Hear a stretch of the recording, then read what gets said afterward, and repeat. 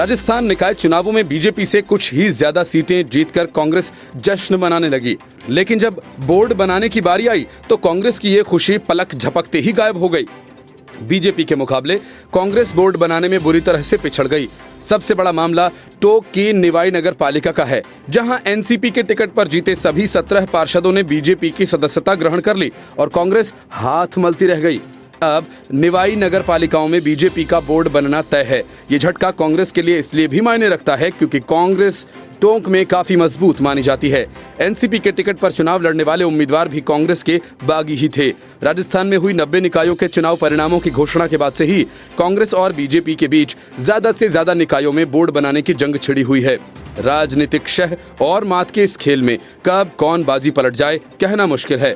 पहले तो यहां से कांग्रेस से बागी होकर चुनाव लड़ने वाले दिलीप इसरानी सहित कई दिग्गज कांग्रेसियों ने एनसीपी के बैनर से चुनाव लड़ा और जब एनसीपी के 17 उम्मीदवार जीत गए तो उन्होंने बाजी पलटते हुए बीजेपी की सदस्यता लेकर सबको हैरानी में डाल दिया।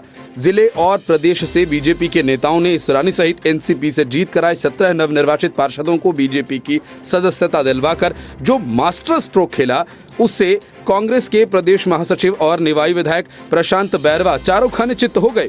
बता दें कि टोंक में कांग्रेस की स्थिति मजबूत मानी जाती है। टोंक जहां पूर्व मुख्यमंत्री सचिन पायलट का गढ़ माना जाता है, वहीं कांग्रेस विधायक प्रशांत बैरवा और हरीशचंद्र मीना जैसे विधायक भी हैं। एनसीपी से जीत कर आए सभी 17 पार्षदों ने एनसीपी नेता और चेयरमैन पद के दावेदार दिलीप इसरानी के नेतृत्व में जयपुर में बीजेपी कार्यालय में बीजेपी की सदस्यता लेकर सभी को हैरान कर दिया। इस बड़े राजनीतिक उलटफेर के बाद एक बार फिर से निवाई नगर पालिका में बीजेपी का बोर्ड बनना लगभग तय हो गया है।